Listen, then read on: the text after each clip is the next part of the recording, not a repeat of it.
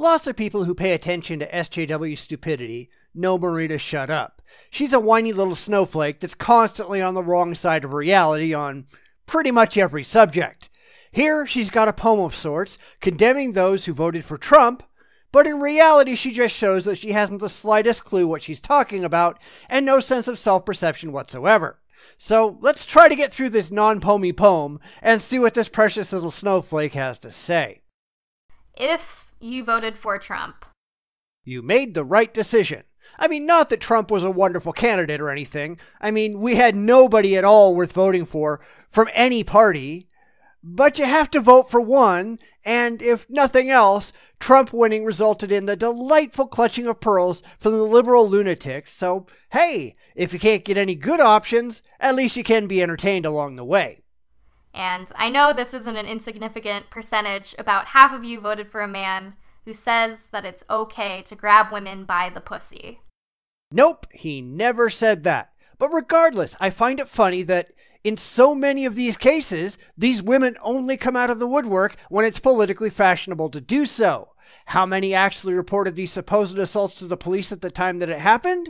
None! But when the guy is running for president and the political left needs a scandal in an attempt to discredit him, these women are out there making claims about things that just didn't matter enough to them back in the day. Funny how that works, isn't it? Well, not quite half of you, because the popular vote and all that. Well, that's the way the American political system works, sorry. If you don't like that, go ahead and try to get a constitutional amendment through. You know, like you did with the ERA. Oh, wait a minute. But the Electoral College is only a problem when your candidate doesn't win, right? I don't know that it's a problem at all, but sitting around whining about it after the fact doesn't actually change anything. In fact, adults don't whine about it. They accept that they lost and they move on with their lives. And that shows that these people on the whining political left, they're not actually adults. But I guess we knew that already, didn't we? And I get it. You wanted a change. Well, you got one. Yes, we did. And people on the left wanted a change too. That's why Bernie Sanders did so well this time around. Except for the fact that Hillary was the DNC's chosen one, and it wouldn't really matter how Sanders did, he was always destined to lose. We already know that based on leaked DNC documentation. Surely you people don't think that political candidates on the left aren't rigged, do you? My friends and my family, people I know, people I don't know, are terrified. Women, people of color, Muslims, immigrants, disabled people, gay people, bi people, trans people, people who are branded as different. We are scared for our lives. Then you're idiots. Complete paranoid idiots. But you know, as I already established, you're not mature adults. You have no real life experience. For a lot of young people, this is the first election they've ever been actively involved in. They don't understand how reality actually works, so they're letting their irrational fantasies run away with them. And this, as we all know from previous encounters with the SJW crazies, is nothing new. Donald has always thrived off of fear-mongering. What the hell are you talking about? The ones who push fear-mongering are you morons. You're the ones always screaming that the world's coming to an end unless everyone buckles down and buys into the liberal bullshit. Your entire rhetoric is based on fear. He's built his entire political campaign around painting our political climate as the worst possible scenario. Diversity and progress as something to actively fear. Well, here we are. We are afraid. Because you're a moron. And this doesn't surprise anyone who's ever seen any of your other videos. But for those in their first encounter with this special little snowflake, that's just the reality. This is the worst possible scenario. Well, except for all the others. Like I said, all of the other candidates suck too. But not quite as much as Trump, if you're going to look at this intelligently. But of course, the liberal left is incapable of doing so. And it isn't just a Trump presidency. It was a complete trouncing of liberal politics across the board.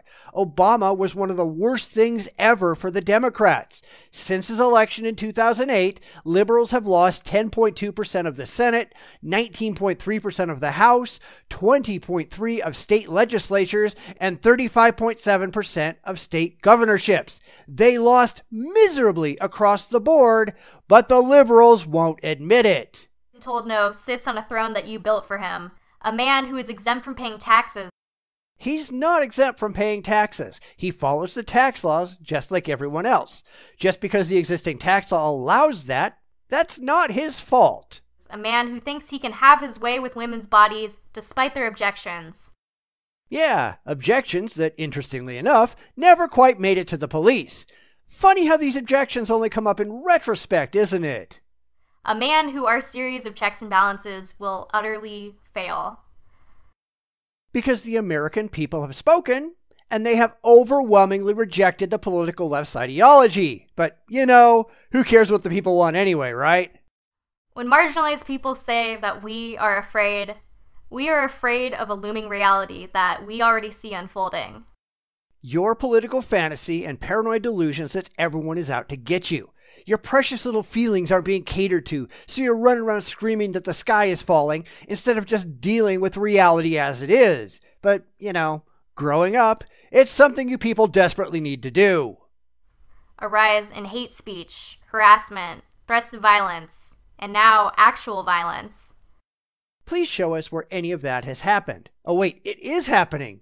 From your side, rioting and burning things. That's a hallmark of the political left. This is what Hillary supporters are out there doing. Is this okay with you?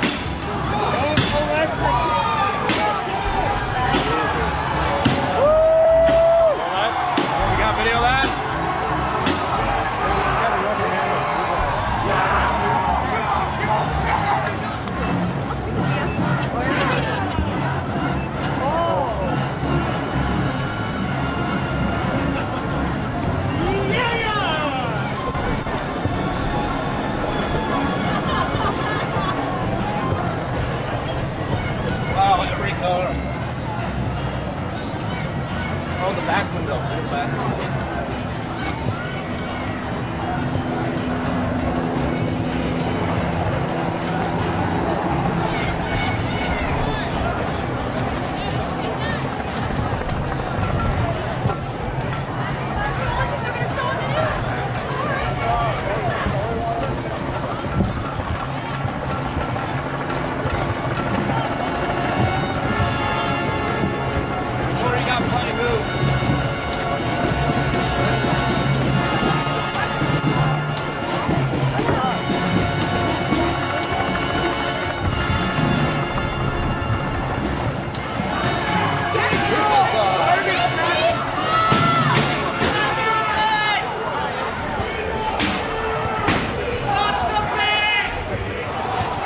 Literally walking up and down the street, breaking every window they see.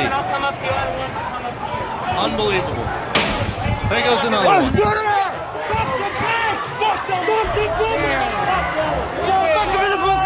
There goes another one. Trump's a bitch. There he goes again.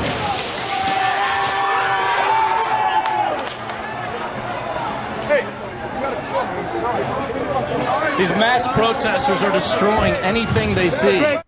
Go home. You don't belong here. Make America great again, as long as you're white and a man and straight and Christian. The list goes on. And there you go with your paranoid delusions again. Now, personally, I've got no idea what a Trump presidency is going to look like, since I don't know that he personally buys into all this right-wing religious bullshit anyway. You have to remember, he didn't play that game before he became the nominee, and I'm willing to bet he only did so once he needed the support of the whole of the political right machine. Is he going to be a religious zealot? I don't think so. But I base that on lots of campaigns I've seen where candidates say things that they need to say in order to get elected and then never follow through on those promises. But again, I've got experience and these special little snowflakes don't. Hate is no longer banished to the sidelines. Oh, come on. Hate was never banished to the sidelines. Hell, look what's coming from the political left today on a daily basis. Hatred is your bread and butter. But you only mean hate against your favorite groups and not hate that you spew against those you don't like. Discrimination and prejudice are no longer fringe positions, if they ever were in the first place. I don't think they were. A fire has been quietly kindling in homes across the nation, hidden behind closed doors and screens, on the tip of white America's tongue and quickly swallowed to keep up the guise of equality. The worst thing that could ever happen to the political left is for everyone to actually become equal. The political left rants about inequality, but the last thing they want is for inequality to go away. It's how they get votes. It's how they motivate their base. But they don't actually do anything to stop inequality from happening. They're not interested in making people equal. They're interested in making people angry.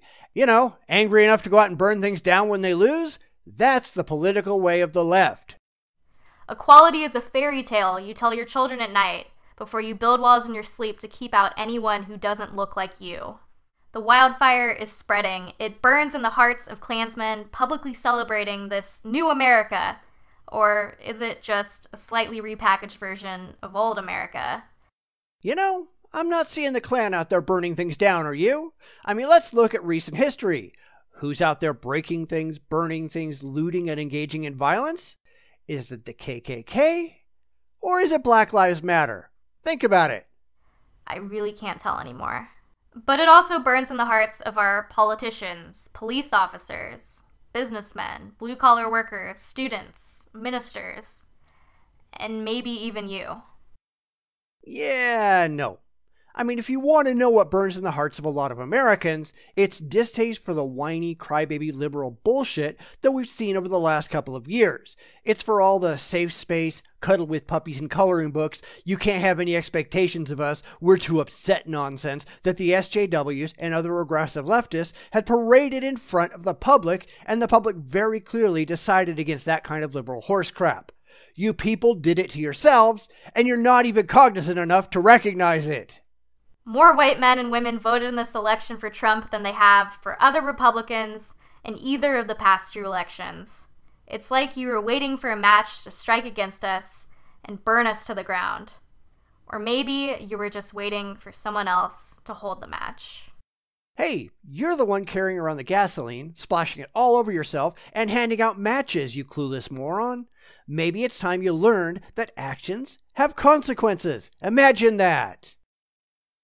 See, this is exactly what I talk about with regard to the liberal left.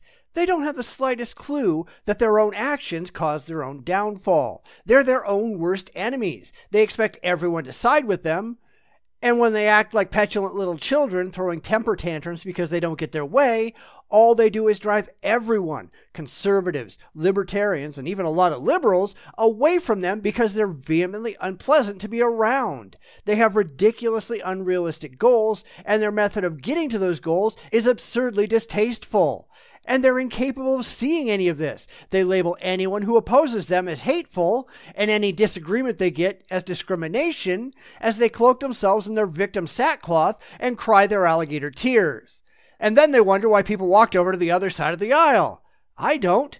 This past election was a complete rejection of the liberal ideology, not just at the federal level, but at the state level as well. You lost because you handed victory to the other side, and you're not mature enough to accept that loss and maybe learn something from it. Now you're out there crying and whining and lighting things on fire because you're children.